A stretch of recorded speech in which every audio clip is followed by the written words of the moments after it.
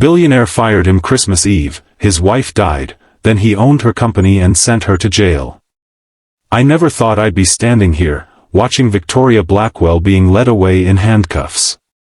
The same woman who fired me on Christmas Eve 3 years ago, who laughed when I begged for my job because my wife needed her cancer treatments. Now I own her company, and she's facing 20 years behind bars. But the cost. God, the cost was too high. Mark Reynolds stared at the ceiling of his penthouse office, the memory of his wife's funeral still fresh despite the 18 months that had passed. The rain tapping against the floor-to-ceiling windows matched his mood as he swirled the bourbon in his glass. How had it come to this? The journey from desperate employee to vengeful CEO had consumed him, but had it filled the hole Sarah's death left behind?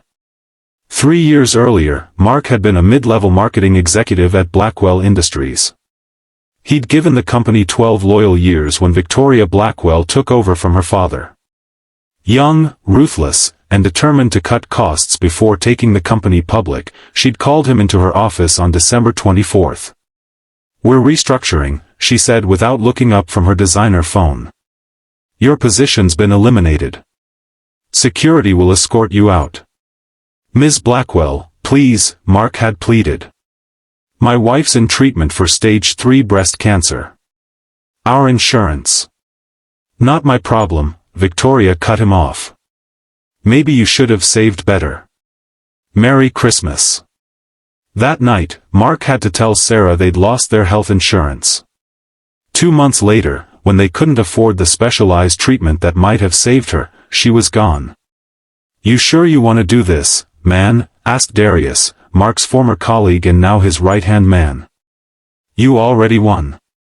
You got the company." Mark looked at the flash drive containing evidence of Victoria's tax fraud, embezzlement, and safety violations that had caused 3 workers' deaths. "She took everything from me, D. Everything." But as he prepared to send the evidence to the FBI, Mark remembered Sarah's last words to him, "Promise me you'll live with love, not hate." Was this living? Or was he just as dead inside as Sarah was in the ground? The turning point had come 6 months after Sarah's funeral. Mark had been drinking himself to sleep when his phone rang. It was Darius. "Yo, you're not gonna believe this.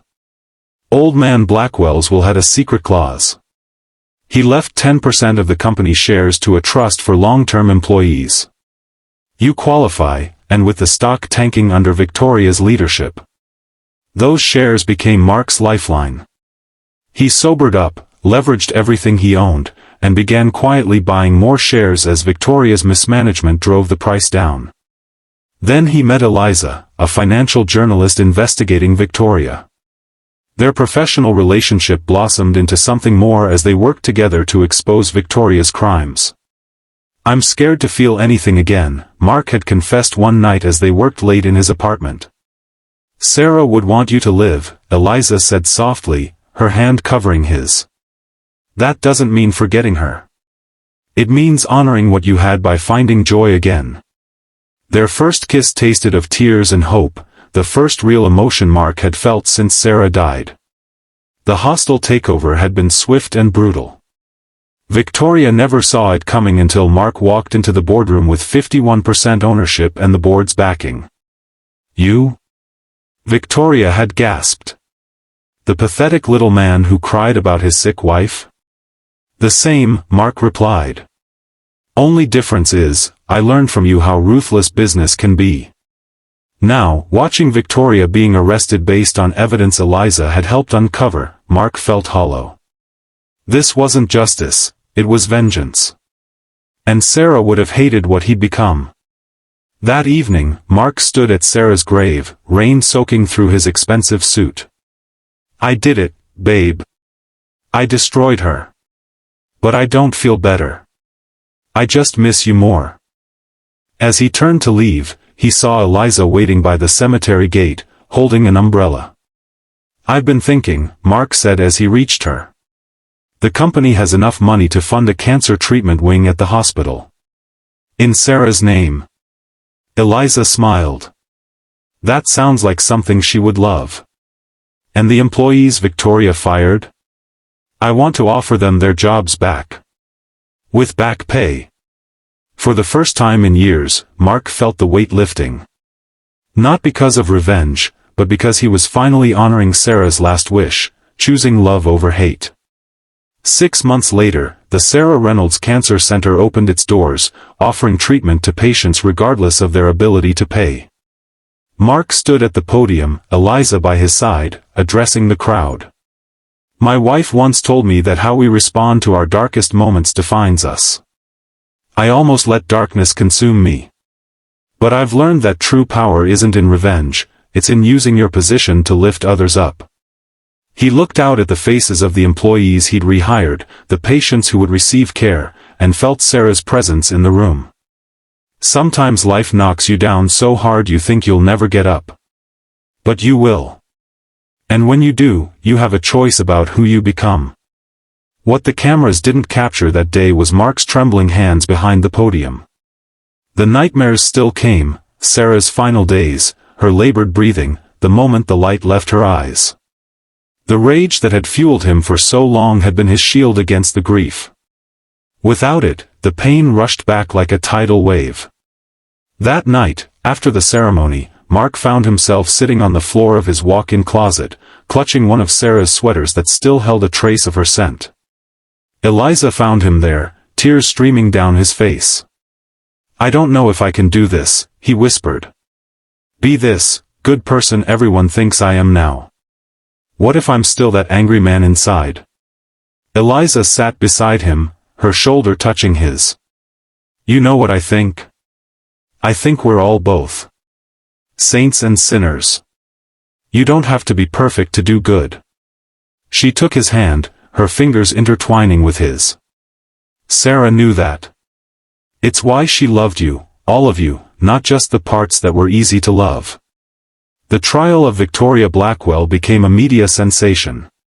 Mark had to testify, facing his former boss across the courtroom. Her eyes burned with hatred as he detailed the safety violations that had led to worker deaths, violations she had covered up to save money. And did you have personal reasons for targeting Ms. Blackwell? Her attorney asked during cross-examination. Mark paused, the courtroom silent.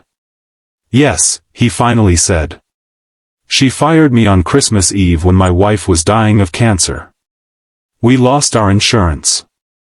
But that's not why we're here today.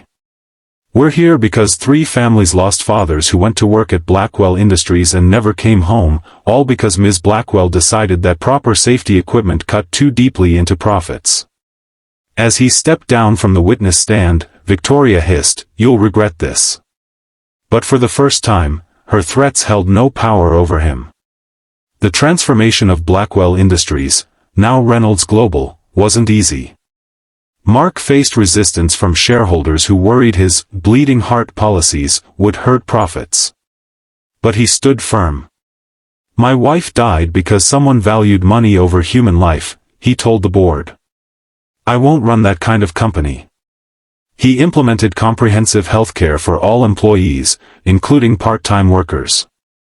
He established a fund for employees facing medical emergencies. And most controversially, he capped his own salary at 20 times that of his lowest-paid worker. You're leaving millions on the table, his financial advisor warned. Mark looked around his penthouse with its marble countertops and panoramic views. How much is enough? How many homes can one person live in? 1 year after Victoria's conviction, Mark received a letter from prison. His hands shook as he opened it. I still hate you, Victoria had written. But I've had time to think about my father's company and what I did with it. He would have been ashamed. I'm not asking for forgiveness. I just wanted you to know that. Mark showed the letter to Eliza that night as they prepared dinner in their new home, a modest 4-bedroom in a family neighborhood, the penthouse long sold. Do you think people can really change? He asked. Eliza looked up from chopping vegetables, her engagement ring catching the light. I'm looking at living proof, she said. The man I met 2 years ago was bent on destruction. The man I'm marrying next month is building something beautiful. The wedding was small, just close friends and family. Darius served as best man, his toast bringing both laughter and tears. My man Mark went through hell and came out the other side. Not just alive, but with his soul intact. That's the real success story here. During their first dance, Mark held Eliza close, swaying to the music Sarah had once loved. I feel like she's here, he whispered. Is that crazy? Eliza shook her head. Love doesn't die. It just changes form. Later, they slipped away from the reception to a quiet corner of the garden. Mark pulled out a small box. What's this? Eliza asked. You already gave me a ring. Open it. Inside was a key. The first key to the second phase of the Sarah Reynolds Cancer Center, he explained. A research facility focused on the type of cancer that took her. We break ground next month. Eliza's eyes filled with tears. She would be so proud of you. Of us, Mark corrected. I couldn't have found my way back without you. 5 years to the day after Sarah's death, Mark stood in the nursery of their home, holding his newborn daughter. Sarah Elizabeth Reynolds had her mother's eyes and her father's determination. She'd arrived 3 weeks early, impatient to begin her life. Your namesake was the bravest person I ever knew, he told the sleeping infant. She taught me that true strength isn't about power or money or revenge. It's about love. About getting up one more time than you fall. From the doorway, Eliza watched them, her heart full. The journey had been long and painful, but here they were, a family built from the ashes of loss, stronger for having been broken. We're going to be okay, Mark whispered to his daughter. And for the first time in a very long time, he truly believed it. If you found something meaningful in this story, please hit that like button and subscribe to see more stories that remind us of our shared humanity. I'd love to know which country you're watching from. Drop it in the comments below.